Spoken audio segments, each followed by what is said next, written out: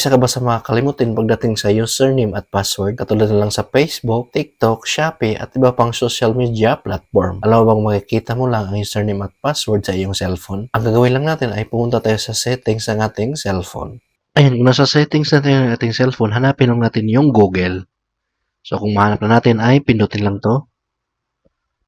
Then dito makikita natin yung Google account natin at pindutin lang to. Then pindutin lang tong manage your Google account. Then dito sa taas, swipe left lang natin. Then hanapin natin yung security at kung makita na natin ay pindutin lang to.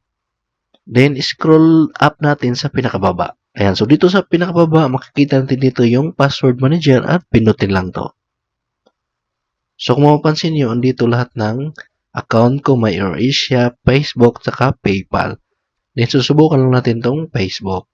Ayan, so kung mapapansin nyo, nakalagay dito yung email address na ginamit ko. So, din dito naman sa baba ay yung password. So, para ma-view yung password, ay pinutin lang tong parang mata. So, ganoon lang kadali.